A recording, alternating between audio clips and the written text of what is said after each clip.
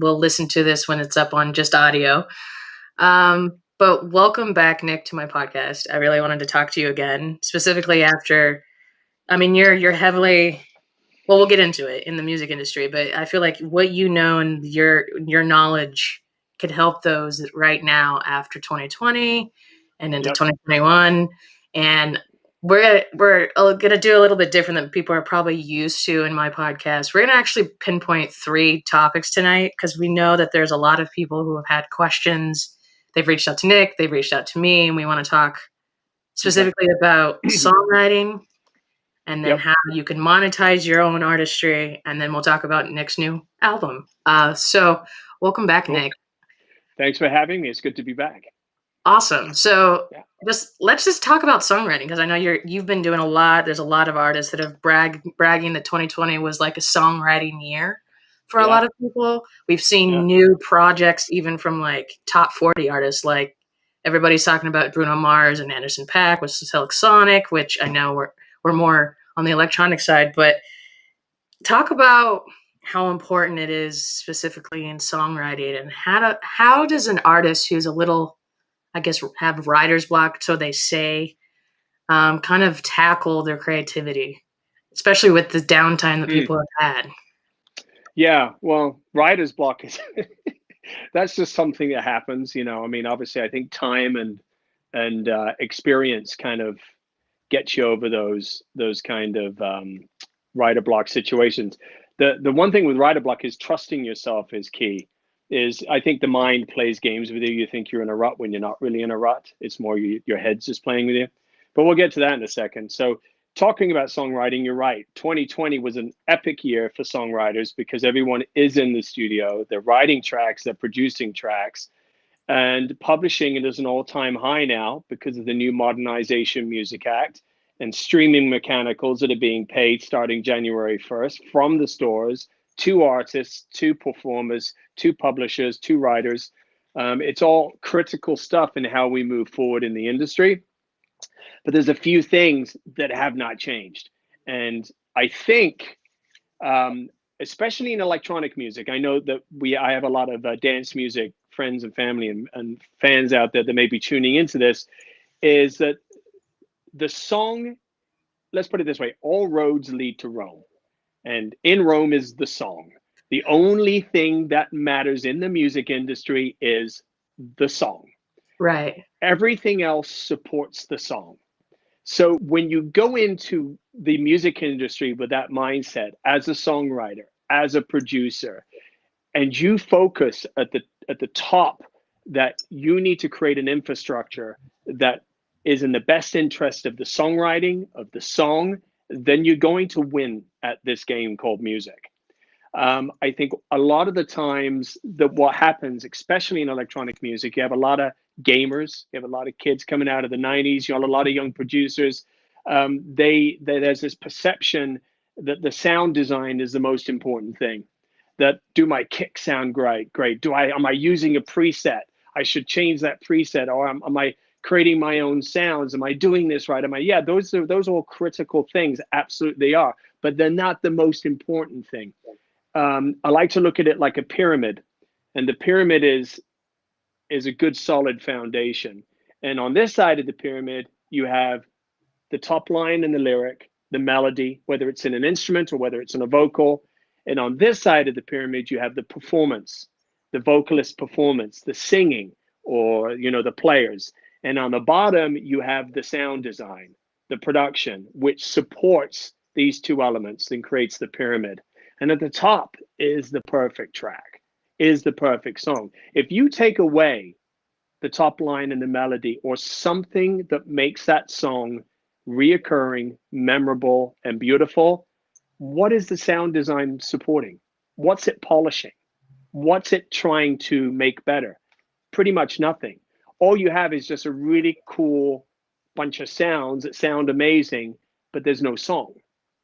So going into today's music industry, I think every young producer wonders why they can't get their track signed. And 9 times out of 10, it's because there's not enough song. And the focus isn't on writing.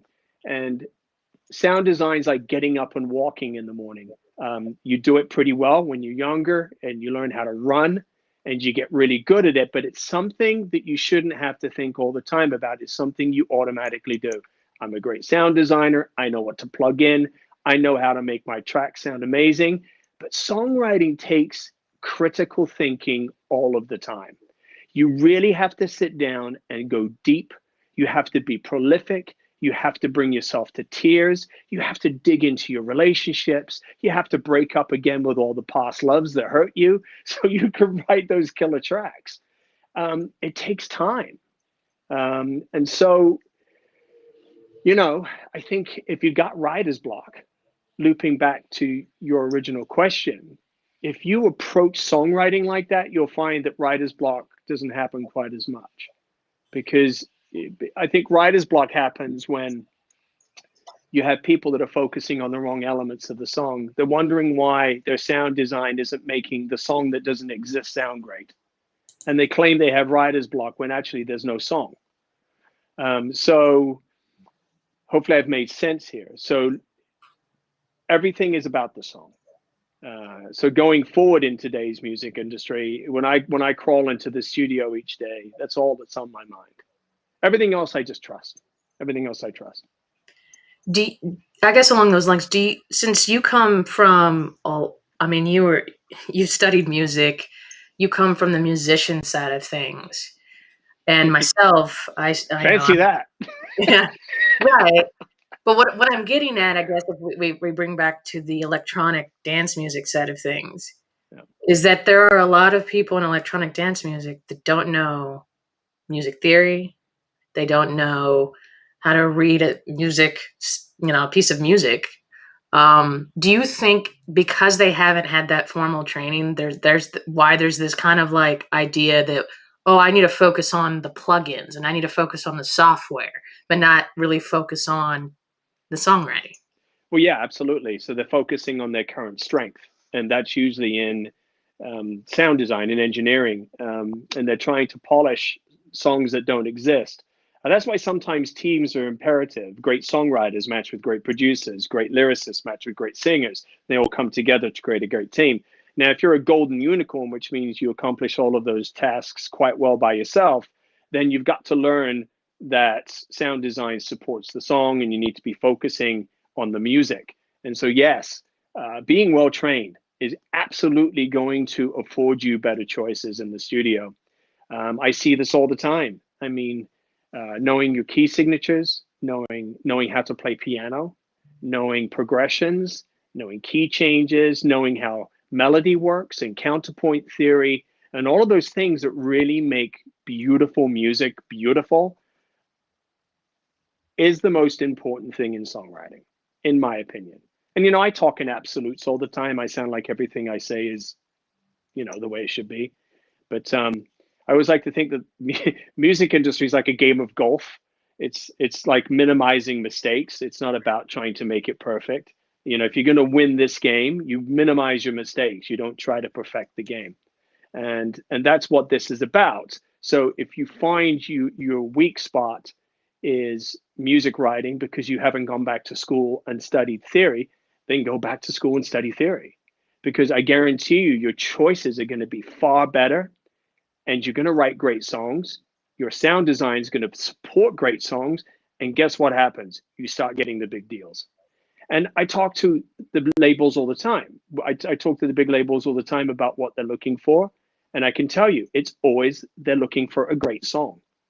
For every 100 sound designers out there, there's 5 great songwriters. And for every great songwriter that's a great sound designer, there's even fewer. And the labels know it. They have enough sound designers. They have enough people that can make tracks sound great. Trust me, write a great song, watch the deal happen. So at the end of the day, it comes down to music. Putting the work in. The music. I mean, I've struggled personally with having background in studying music, and my brain, I don't understand the idea of digital workstations, audio workstations, because my brain is when I hear music, when I listen to music, I hear the chord progressions. I hear what I studied. Now, I don't Cool. listen to music like I did maybe when I was a kid and didn't really study music. So, me personally, I have a hard time with producing music in a like form that's not playing instruments. But I know there are a lot of people that that's their gateway into the industry. Yeah. Why I and obviously we have the fame and the fortune, but besides that which we've talked about in the previous episodes, why do you think the quality of songwriting, some may say, has gone down in recent years? Our mentors, we don't have many great mentors. You in order to understand excellence, you must observe it. And this is why a great education in music allows you to be a wonderful observer. And if we grow up listening to, let's put it this way, there is good music and there is bad music. There is good art and there is bad. Well, let's put it this way. I don't like to say bad art. It's different. It's maybe Right. not as well executed. It's not as well refined, right? So there is a difference between those. So that whole idea of, wow, music's subjective, art is subjective. Well, yes, it is, but it's only so subjective, and it's subjective to your understanding and education within the field. So we lack mentors, we lack great educators.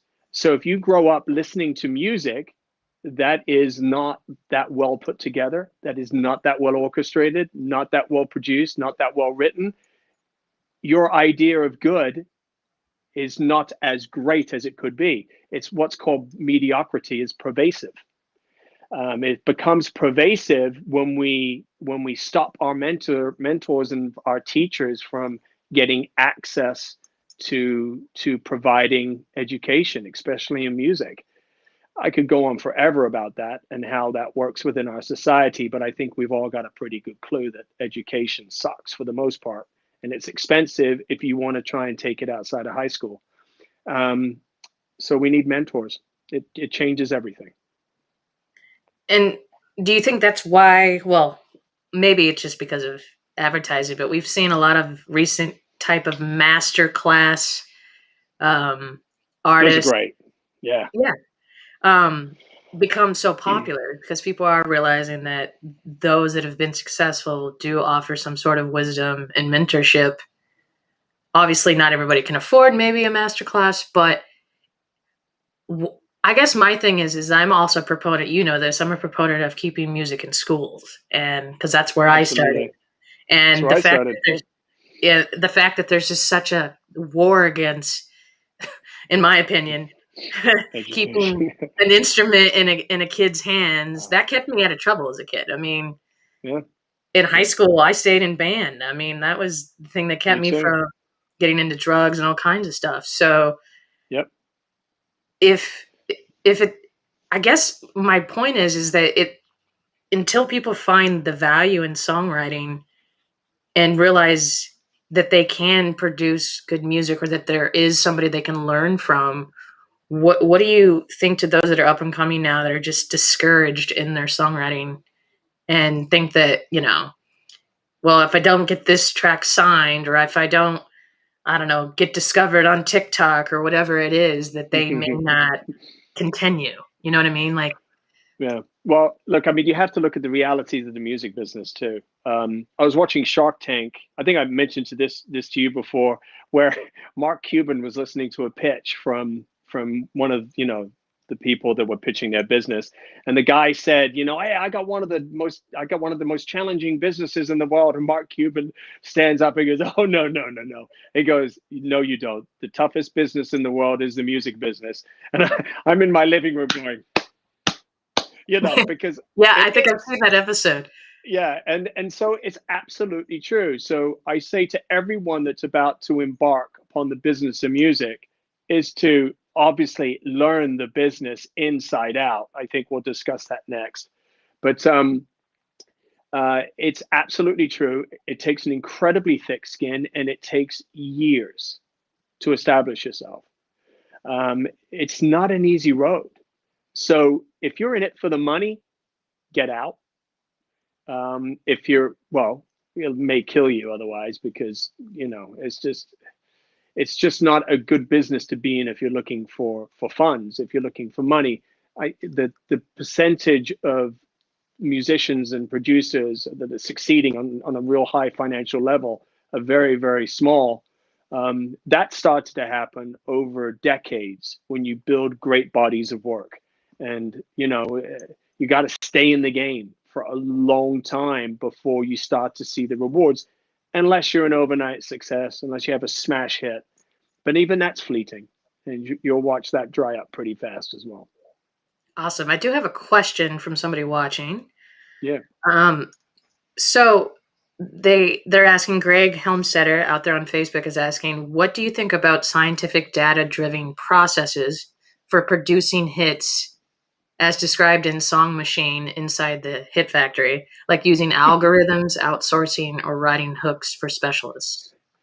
That's about as uninteresting to me as trying to create a song from sound design. There is no algorithm that's going to tap the human emotion effectively and fully. And do the work. It's a beautiful thing.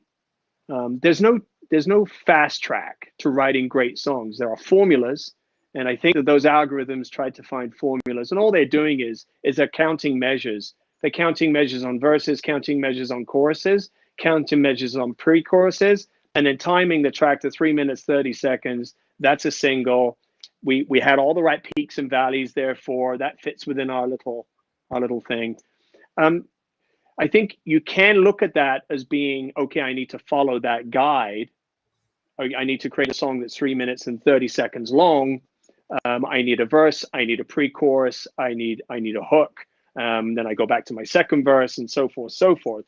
But dig in, learn the piano, learn the guitar, learn music, learn an instrument, then apply that knowledge and your theory, taking the time to do the work, to your own productions and learn how to produce, then learn the sound design and put it all together. If you don't have the time, if you don't have the willingness to do that yourself, then find partners that are going to step in and do that for you. The thing is, the music industry is about the path of least resistance, because there is resistance all the way throughout the entire music industry. So we're constantly trying to minimize our mistakes. We're trying to find our weak spots and fill them in. We all have them. So the ones that succeed in the music business are looking to fill in the weak spots. And they do it fast, they do it effectively, they know what they are because they're real with themselves and they're very objective. They say, I'm not very good at this, I'm not very good at this, therefore I need to find a partner here and I need to find a partner here. But algorithms and stuff like that, it reminds me of just, all the sound design stuff. I think you just have to be very careful and realize that stuff doesn't make great songs. Humans make great songs. Studying music makes great songs. And talent. True. So yeah, there's a comment for somebody on Twitch saying that there's also like a book that screenwriters have. There should be like a music version, but I feel like there is a bunch of books that are like a how-to in music, but there's more to it than that. It's like, it's having these conversations, it's reaching out to people like yourself that can, or studying music, that can help. I mean, there's a lot of resources online now of learning the basics in music. YouTube. You can learn a lot on YouTube. It's just about it. Look, people are fundamentally, they focus on what they're already good at. If they're not good at music theory, it's daunting. Why do I want to leap into that when I'm already creating really cool tracks that sound good? They may not necessarily be great songs. So the idea here, there's a little bit of a mind game going on. And you think, well, my tracks sound great, but there's really no song structure. They stay away from learning how to do that because it's daunting. But like you said, there's YouTube tutorials, there's accessibility now online with master classes. And I do want to bring up one thing, kind of going back to what's important with the song. And we've got 70 years approximately now of recorded history with regards to recorded music. And the one thing that has always rung true is that the fans will always be forgiving of production flaws, but they will rarely be forgiving of a bad song. And that's how the whole independent music scene was born.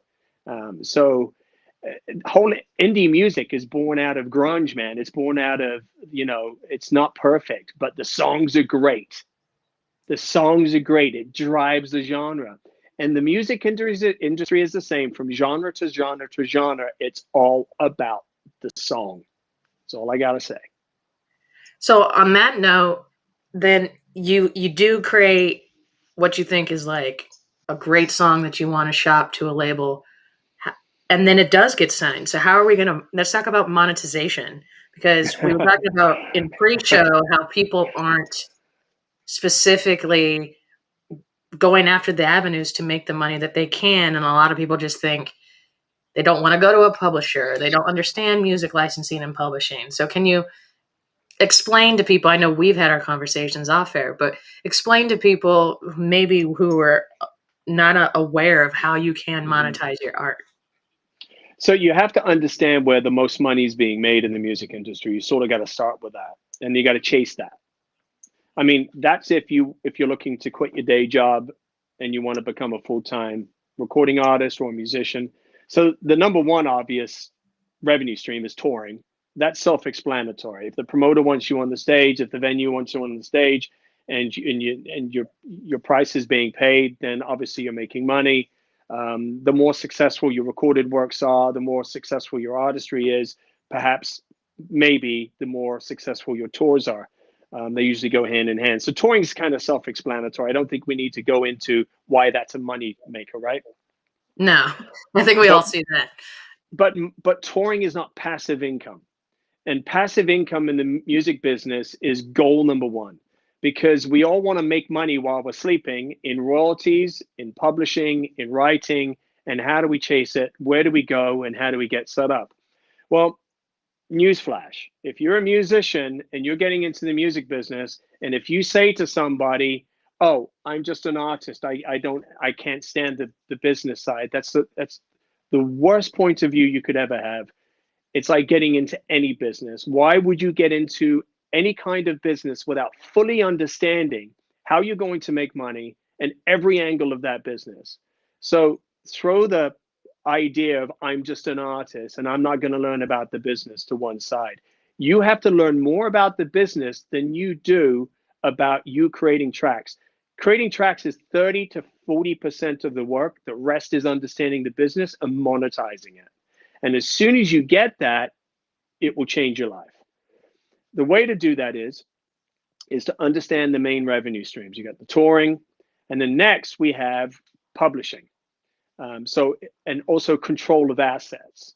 So when you start writing music, there's two parts of the copyright. There's the intellectual property, and then there's the master property. They go hand in hand. And I think that's pretty self-explanatory. Intellectual property is the composition, the writers, the lyricists, etc. And then the master property is actually the physical recorded work embodying the intellectual property. They go together, okay? Now, when an artist signs, let's say, for example, a big label, big dance label, Black Hole, Armada, one of those big, or even a major, 9 times out of 10, that deal sort of reads like this.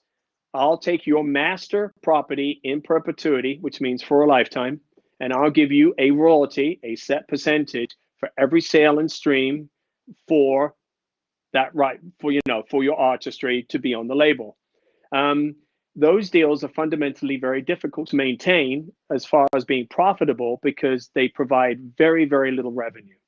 And let's face it, Spotify and all the other streaming stores pay between 0.004 and 0.006 cents per stream. So you're looking approximately about $4 to $5 grand per million streams. The new mechanical royalty, what's called the mechanical stream, is 0.0006 cents per stream. That's payable to the publishers, to the writers. We'll go over that in a second. But so there's not a lot of money being made in streaming. And so the streaming stores are almost like a calling card to your artistry. And all of these things matter. So going to a big label gets you on all those all those stores. It gets you on Spotify, it gets you on Apple, it gets you on Pandora, it gets you to all the places you need to be. But you're not going to make a lot of money unless your artistry is blowing up and you're on tour, you're making revenues from tour. So if you're a writer, then obviously you want to register those works with a publisher or with a society directly. And societies are ASCAP, BMI, and CSAC in the United States, performing rights organizations. And what they do is they monitor all of the performance play from radio and TV broadcast, etc., of the intellectual property on the master recording. And whoever's registered to that work, they pay a certain set license rate that is set forth by the industry. Are we following? Yeah, I mean, I love this inside baseball, but I don't know anybody out there watching or listening. Everyone else is just going, I've already lost myself. But the music industry is insanely difficult to understand. This is not easy. So we're going to get to the big money makers. So I'm just trying to give you a foundation of why these are going to be the big money makers. So when you're looking at writing a piece of music, you got your finger in that pie. That's cool. Okay, so when you sign over a master to a record label, you're not going to get any master rights. You're not going to get any royalty income from those masters because you've given it away. So controlling your assets is important. Setting up your own record label, if you can, if you know the business well, gives you the best revenue stream because you're controlling all your assets. You're controlling your master, you're controlling your publishing and your writing, and you're collecting all that money yourself. Even if it's not dimes and nickels over time from the big streaming stores, it does add up over a certain amount of records. But there's other mechanisms that people don't look at that pay a tremendous dividend. And one of those is non-terrestrial radio, for example, Sirius XM, Music Choice. Hitting those stores is key for revenue. If you get a track added to rotation on a station at Sirius XM, the dividend is 10 to 30 times higher than a stream. So Wow. it's because they have a B2B relationship. They don't have a B2C. They don't have a business to consumer relationship like Spotify. Sirius XM have a business to business relationship. They have car dealerships, they have homes, they have all of these relationships where they have subscribers, about 40 million of them. So if I was going to be an artist in today's market and I was just starting out and I had a little bit of a budget, the first thing I would do, screw the Spotify playlists. I want to pay attention to it. I want to make sure my stuff is up there. I want to make sure that everyone is looking at my Spotify and being able to get my tracks from Spotify and from Apple. But what I'm going to do is I'm going to put my money on finding somebody who can promote my content to the programmers at SiriusXM and Music Choice and Non-Terrestrial Radio, because they pay massive dividends. They will keep artists in business. They really will. And it's a little known fact. So chasing that stream in particular is really beneficial. You had a question, I think? Yeah, well, I guess what I was going to get to is that I guess my personal, I don't think about non-terrestrial radio as much as I used to because I do stream a lot. I do buy music myself. So I guess for those artists that are thinking, oh, I just need to just crank as many tracks out on Spotify or Apple or Amazon or wherever, I guess, why is there so much misinformation or misdirection towards, the statistics that maybe people might read an article on Billboard or Rolling Stone and think that that's the avenue to take when they should look into all avenues? Well, because we don't have mentors. Nobody's teaching people.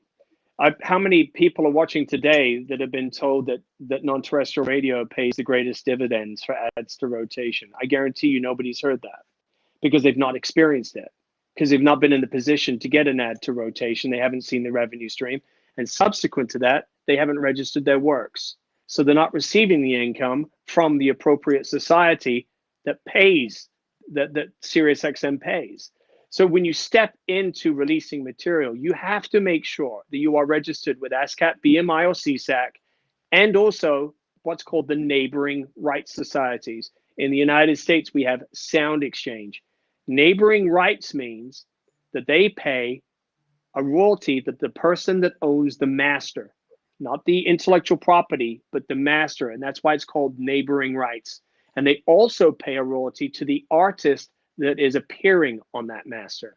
So you have two royalty streams, one that's getting paid to the intellectual property owner via normal PROs, ASCAP, BMI, CSAC, and then you have neighboring rights, which is another royalty stream getting paid to the master owner and the artist associated with the master.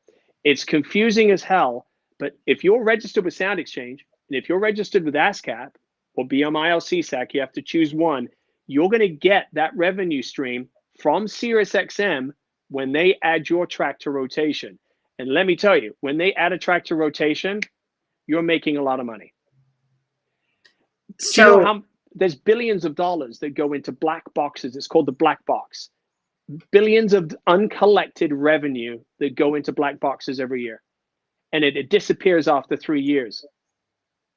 So we have a question from a viewer. So if you create your own label, will non-terrestrial and streaming platforms work with you even if it's a tiny label? Yeah, so look, here's the thing. It's a great question. And it's a frustrating question because how in the heck do you get to a programmer on SiriusXM? But here's the thing. It's tough. You have to find a promoter who knows a programmer. You can send it in via mail. SiriusXM have open submissions. You can send it in and keep your fingers crossed. But you got to do your work. You got to go network. You have to figure out what companies you can hire that actually promote your music to those programmers so you can get it in their hands. You know, if you're in dance, Promo Only is one of them. I know that Kerry Vance does a lot of that stuff. George Hess used to do it independently before he went in-house with Armada. But you know, there's all kinds of ways and there's all kinds of promotion companies you can tap, and you can even try to establish a relationship directly with that promoter of that channel. And here's the irony of it. So we get frustrated because we think, well, I can't do that because I'm never going to get added to rotation. But you'll spend the next 5 years paying useless playlists. And trust me, those playlists on Spotify are extraordinarily transient. Your song is buried. It's good. You're getting a stream. You're getting money. It's all important. You have to cover it all. But the Spotify, I'm using Spotify because it's the largest store. The Spotify play or stream is the most transient play out there because it's usually generated by a playlist. Rarely does somebody say, ooh, I got to check that artist out again. If they do, you'll see a save to their catalog or you'll see an ad. But the bottom line is it's extremely transient. But you'll spend thousands of dollars and so many months continually promoting tracks there because it aggrandizes you. Oh, look how many monthly listeners I have. Look how many streams I have. And it provides nothing in return for your career, almost nil. So you really have to focus towards non-terrestrial radio, in my opinion, as a big win for an artist. And even terrestrial radio, FM radio, the FM's alive and well. There's a lot of great syndicated shows that would still love to play your music. National Public Radio. There's a killer syndicated show in ambient called Echoes. It's been around for 30 years. You just got to learn who's playing music, how to collect on the performance royalties, and just go after it. You got to be patient. You really do. So I guess for those that are watching, we have quite a few people watching actually. So thank you for watching, everybody, or listening.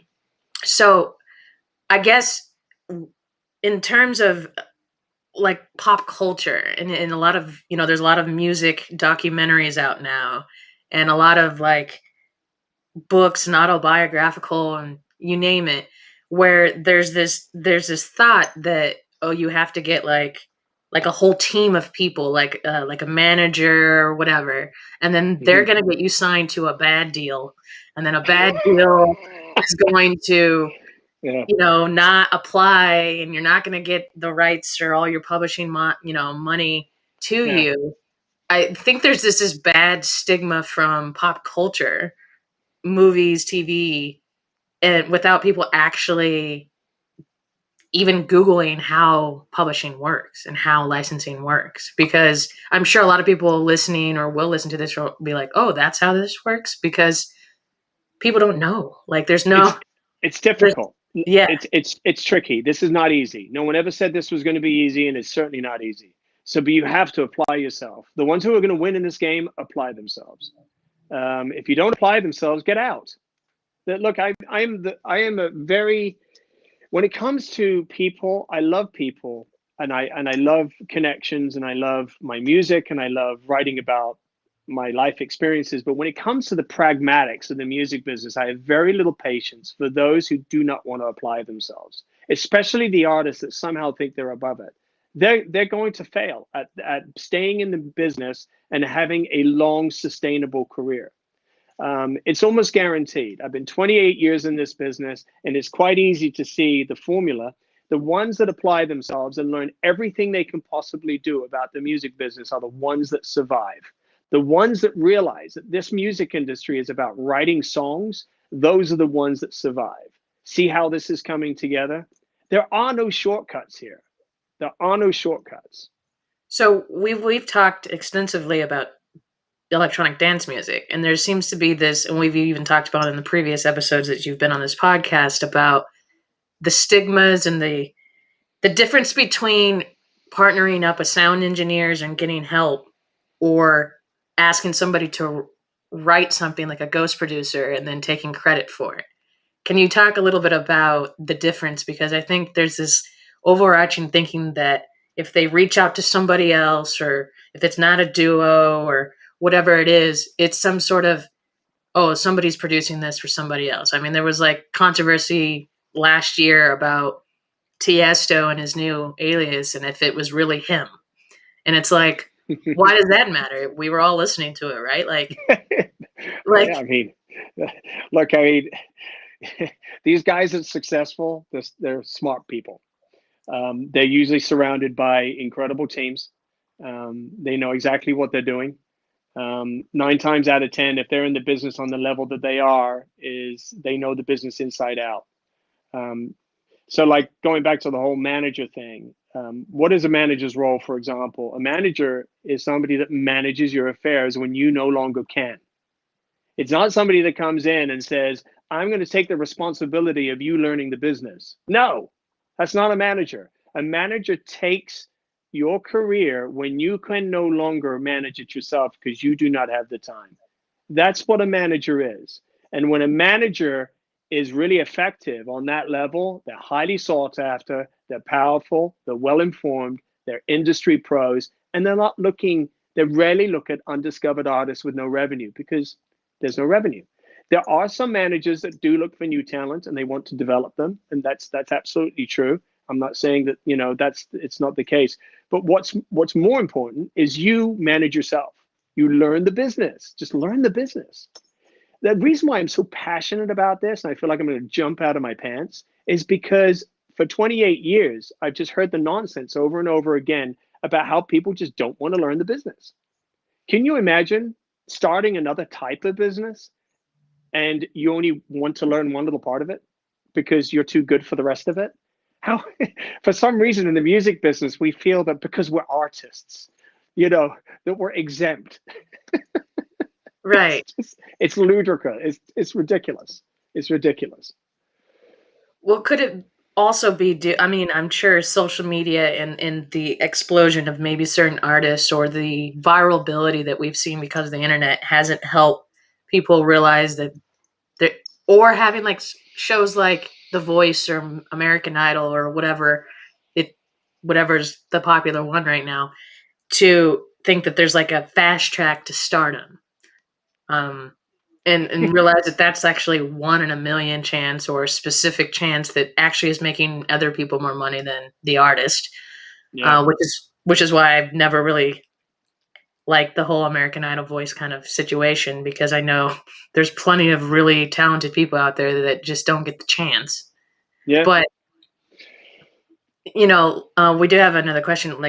I was kind of going to ask this too: is why do you think that there's such an emphasis on that fast track to overnight success when at the end of the day, I mean, there's if we think about it, some of the overnight success of the last 5 years, in my humble opinion, is not really good quality music, which is why I search for music. But that's just me personally. Yeah, But but I have an answer to okay. why we think. So before I forget, because sometimes I ramble and I forget the actual question. So I'll interrupt you. So answering that question directly about why we think, this immediate, we should be immediately gratified with success being in the music business. It's because it's a psychology thing. It's because we rarely follow artists that are huge from the beginning of their career. It's like no one got up and put on their famous pants. They had a long road to success, and you were not there when they had that road in the beginning. You were only there at the end when they became huge. So what you saw was their stardom, was them blowing up. 9 times out of 10, obviously there's a lot of artists you follow from the beginning and you get so proud because I followed that artist since they were no one. But most people latch on to artists once they become big, and they don't get to experience 3/4 of their career of suffering. Trust Yeah, me, it's suffering. It is suffering, but we don't get to see that. We don't. It's not interesting for us. We just want to see. We just want to see the champagne and the fun times and the parties. The suffering's boring to most people because they don't want to deal with it. right. I mean, I picked up a collector's edition. There's a magazine dedicated to Prince because coming up it'll be his 5 years since Prince died.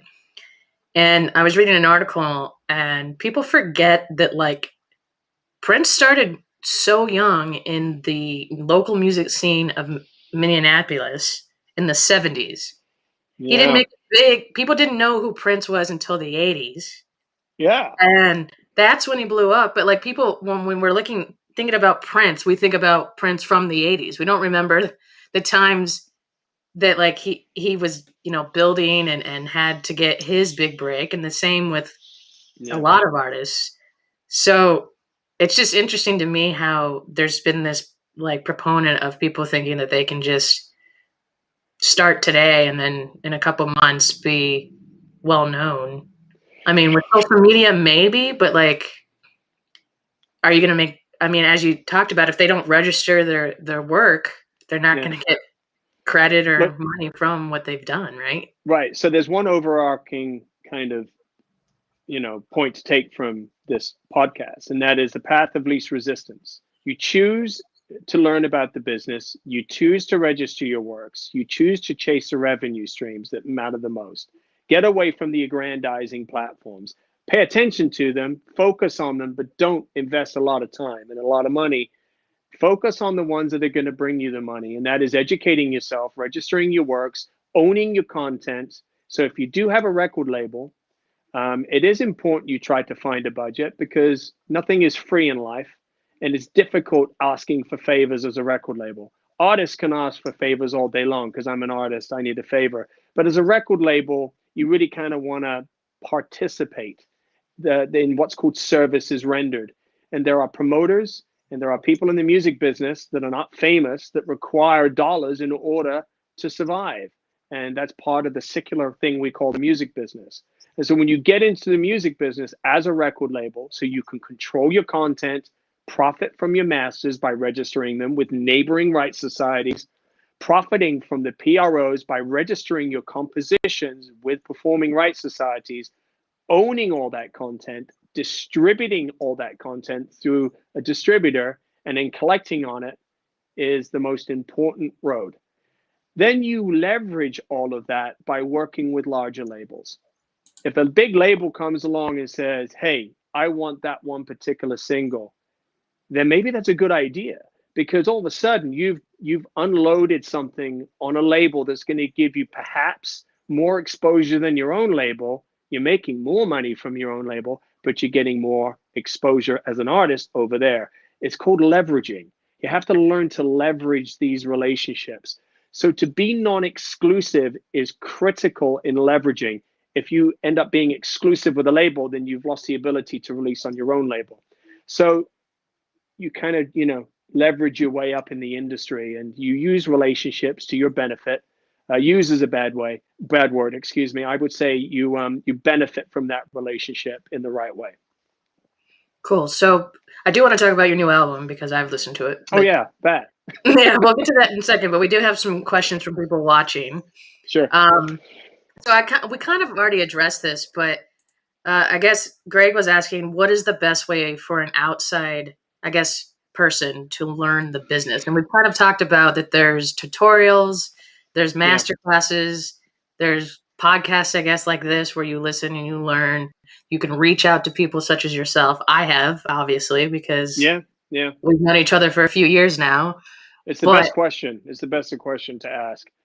So what do you suggest about? I always recommend a book called This Business Called Music. I think that's the name of it. It's like, I don't know how many editions it's now had, but they update it every year. It's like the Bible. It's considered the Bible of the music industry as far as business is concerned. It'll teach you everything from publishing to master rights to IP, intellectual property. It'll teach you the revenue streams. And by the way, on the subject of revenue streams, let's not discount sync, which means synchronization to film and TV of your pre-existing works. That's a huge moneymaker. Put that in the pile with going to non-terrestrial radio. Those are the things you can make a lot of money on. Little nice side note right there. But learning about the business is tricky because there's very few people that know a lot about every side of the music business very, very well.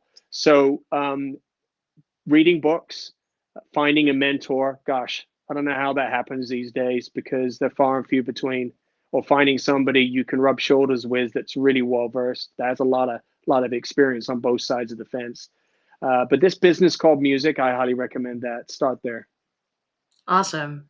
And then is artist producer going straight to the consumer or customer in terms of building an email list or newsletter or something like that helpful in monetizing your music?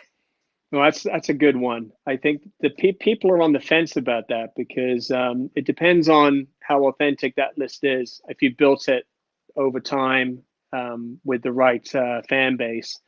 I don't use those lists myself. I rely on social media these days to reach a fan base, and I think those fans are more apt to interact on social media. But I do think that they're important. I think everything is important in the music industry. It's spread so thin.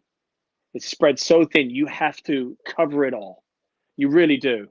We've talked about the big money makers, but that's not the discount. You have to pay attention to everything. So somebody was going to ask me, should I do this? I always say yes. Well, why not? Right. Yeah. Well, because we're going to talk about your brand new album's sound condition. There's also a question, and also something that I talked about on the episode last week, and how there's this new thing that was underground is now pretty popular in this day and age. Do you have any thoughts on the whole NFT, the non-fungible token, selling your album or reselling an album version that is basically, I guess I feel like it's only made really famous people a lot of money. I don't know a lot of people who are making a lot of money from it, but yeah, I mean, I don't really know much about it. I don't have much commentary on it. Okay. Yeah, because it's one of those things where it's like either somebody really loves the idea, and then there's a lot to take about for people that aren't doing it. But I just thought it's how there's been a lot of articles about it. I think if it fills a spot that's missing in the music industry, then maybe it will be successful. I try to keep my nose to the grindstone with regards to the things that I focus on that are making me money, and that's what I've become really good at. Some things I'm not even aware of in the music industry because I'm just not focused on them. And it's because I've learned to be productive. I only have so many hours in a day to get out, write great music, support my family, and keep in this damn game. And I'm very aggressive that way. I have to be. And I think hopefully the viewers see that my persona online and in my music is very calming and very spiritual, but the side of me that approaches my passion for music and the music business is aggressive. It has to be, because this industry will beat you up. And so I keep my nose to the grindstone. I only focus on what I have to focus on, because I only have so many hours in a day. Well said. All right, so let's talk about the album. We've alluded to it. You mentioned something in the last year, and I think we all can attest. I mean, I've obviously been a fan of your work for a while, but you did post something about how you saw an increase, well, specifically in ambient music in the last year. Everybody needed some zen, some calming, relaxing music for the stress that was 2020. Yeah. But this album, I mean, I listened to it a couple times this week.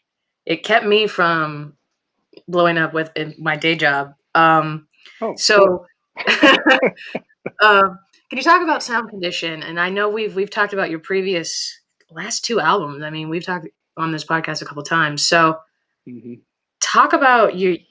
You really featured a lot of your flute infant. You know, you played the flute, and a lot of the sounds that you brought in were just so like they were calming, but it wasn't like some people would think that, you know, oh, ambient music, it's one way, but talk about the influences, and you also have some like remixes of tracks coming up and in different genres.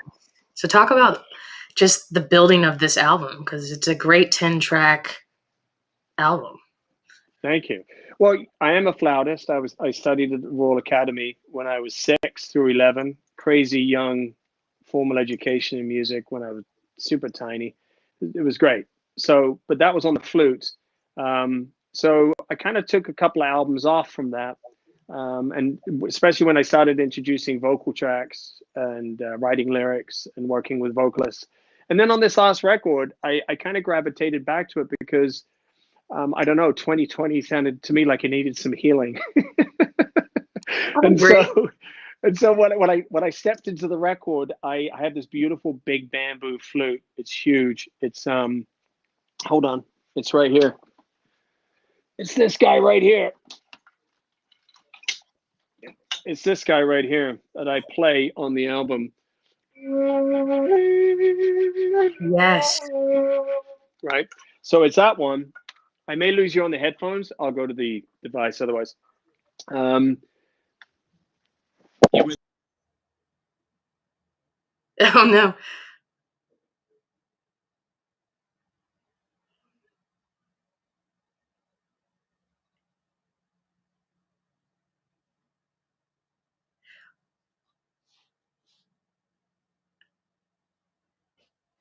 He'll be back, y'all. Thanks for tuning in. Sometimes when you bring in a different set of sound, the restream here has to recalculate the sound. But thanks to everybody that's been watching and commenting and putting in your questions for this episode. We'll get Nick back up 1 second. Back. We're back. Awesome. I'm back. Sorry, my pods died. No worries. Yeah, 2020 needed some healing, you know. It was just like I thought I'd dig back into some of those sounds that I started with in my instrumental career. And it was cool to do that because it kind of healed me at the same time. But it's progressive, right? It's not like classic spa music. I use it progressively. I use it with a lot of trance textures, some ambient trance stuff, which is really cool. And I'll announce on this episode, so Broken is just got a remix by Giuseppe Ottaviani. Is coming out on Our Mind on August 6th. So that's going to be a big track.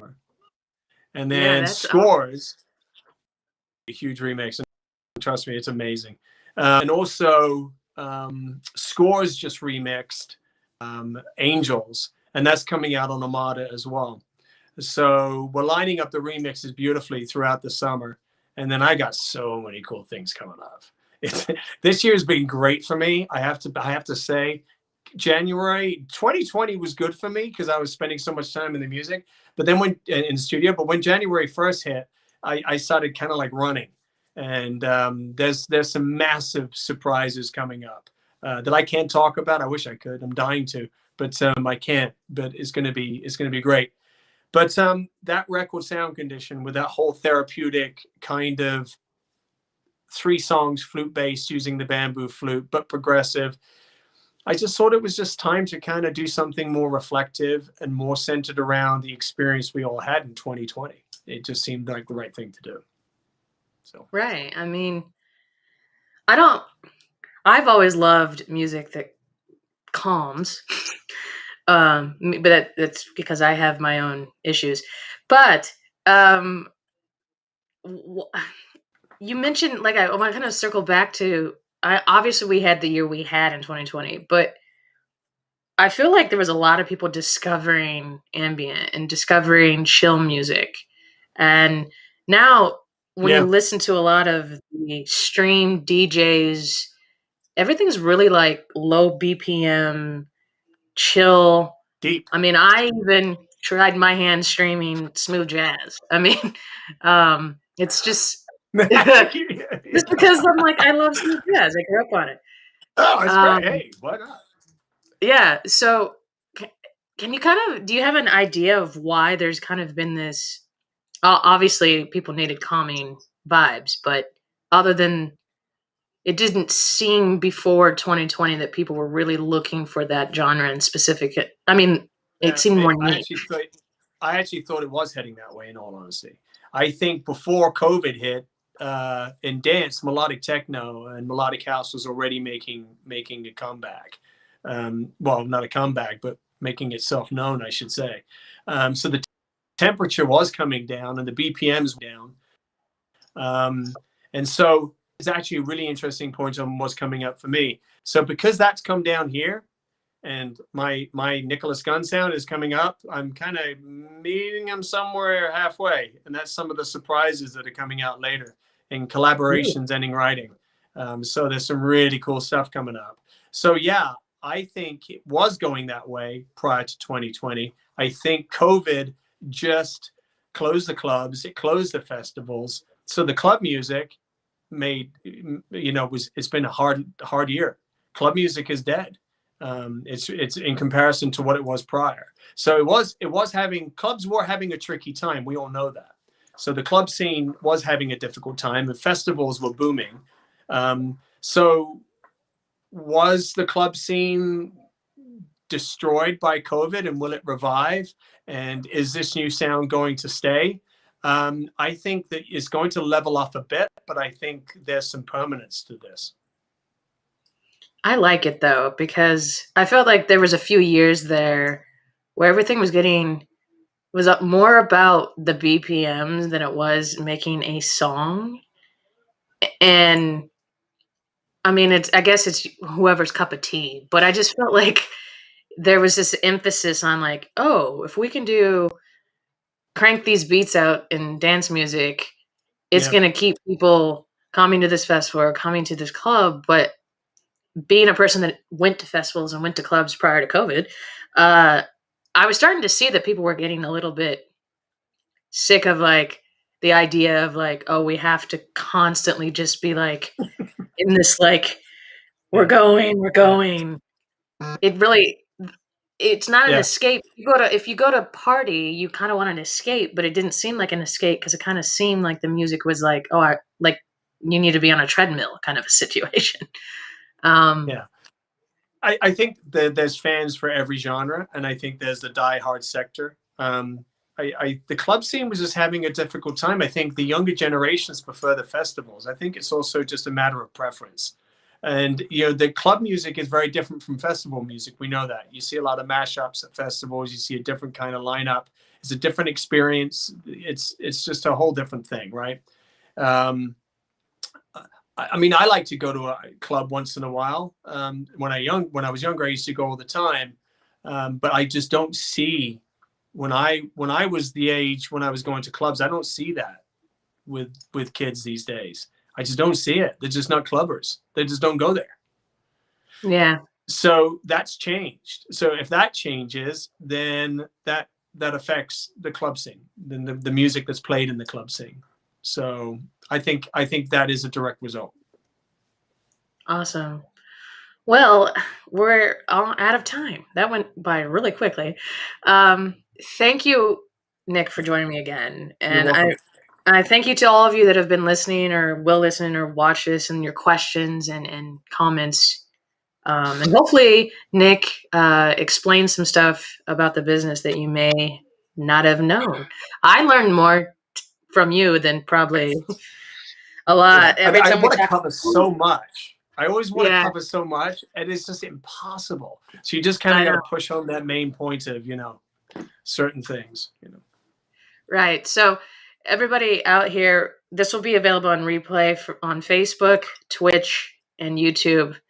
The audio will be up soon, past this weekend. So if you want to replay this as many times to learn, feel free. And all of the links that we talked about to Nick's album Sound Condition, as well as his website and all that good stuff, will be in the episode description. So thank you, Nick, for joining me again. Yeah, you're more than welcome. Thanks for having me, Brooke. It's always a pleasure.